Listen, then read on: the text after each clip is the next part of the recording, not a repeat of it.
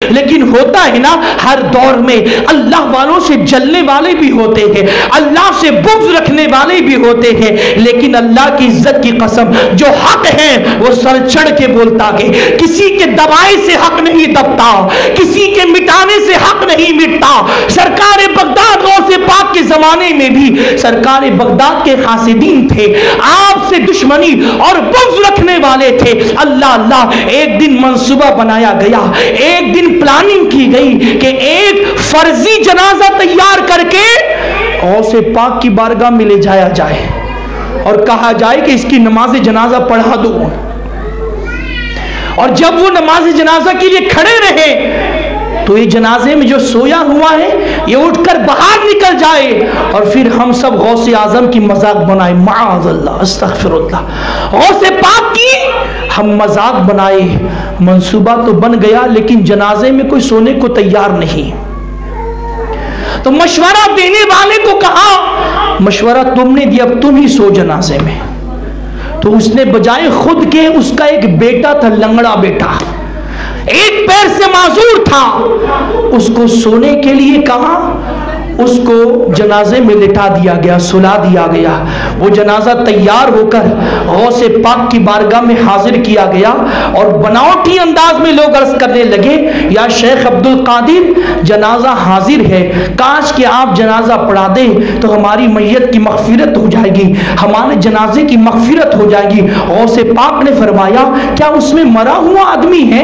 تو کہا کہ ہاں، کئی جنازے کی نماز زندوں کی بھی پڑھائی جاتی ہے، مردوں کی ہی تو پڑھائی جاتی ہے۔ میرا مرشد، میرا پیر غوث اعظم دستگیر کہتا ہے ہاں صحیح کہہ رہے ہو، جنازہ تو مردوں کی ہی پڑھائی جاتی ہے، کوئی مردہ ہی ہوگا، چلو نماز جنازہ پڑھا دیتے ہیں۔ میرا پیر غوث اعظم دستگیر جب جنازے کے لیے کھڑا ہوتا ہے اور تکبیر پڑھی جاتی ہے، دوسری تکبیر پڑھی جاتی ہے، یہ انتظار میں ہے کہ جنازے میں سونے والا اٹھ جائے اور باہر نکلے، ہم مذاق کریں گے، دل ہی دل میں خوش ہو رہے ہیں، دل ہی دل میں مسرت کر رہے ہیں۔ تیسری تکبیر ہوئی، چوتھی تکبیر ہوئی، حتیٰ کہ سلام پھیر کر نماز جنازہ مکمل ہوئی، لیکن جنازے میں لیٹنے والا اٹھنے کو تیار نہیں ہے۔ غوث پاک نماز پڑھ کر جب پلٹے، یہ قریب جا کر جنازہ کھولا تو کیا دیکھا؟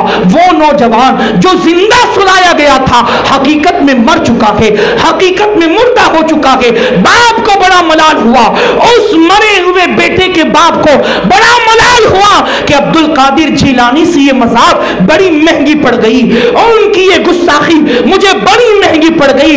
دوڑ کر آتا ہے، میرے پیر غوث اعظم دستگیر کے قدم کو پکڑتا، کہا حضور آپ سخی ابن سخی ہے، آپ آل رسول ہے، آپ کی چوکھٹ سے کوئی خالی نہیں گیا، حضور مجھ سے گستاخی ہوئی ہے، مجھ سے غلطی ہوئی ہے، میرے بڑھاپے پر کرم کی نظر فرمائے، یہ ایک ہی میرے بڑھاپے کی لاٹھی بڑھاپے کا سہارا ہے، حضور کرم فرمائے اور کرم کی نظر فرمائے۔ اب غوث پاک کا جواب سنو، غوث پاک فرماتے کیا چاہتے ہو؟ عرض کرتا حضور یہی چاہتا ہوں کہ اس کو زندہ کر دیا جائے۔ اب میرے غوث فرماتے اچھا یہ جب لیٹا تھا تو لنگڑا تھا؟ کہا حضور لنگڑا تھا۔ ارشاد فرماتے ہیں کیسا زندہ چاہتے ہو، لنگڑا زندہ کروں یا اچھا کر کے زندہ کر دوں؟ غوث پاک فرماتے ہیں تم بھی اذن اللہ، اللہ کے حکم سے زندہ کرنا۔ ارے لیٹا تھا، لنگڑا تھا، لیکن جب اٹھا ہے دونوں پیر سے چل کر غوث پاک کے قدم میں پہنچ گیا۔ میرے پیارے آقا صلی اللہ علیہ وسلم کے پیارے دیوانوں، یہ ہے غوث کی شان دستگیری، یہ غوث اعظم دستگیر کی شان دستگیری ہے۔ اللہ نے وہ اختیارات عطا فرمائے۔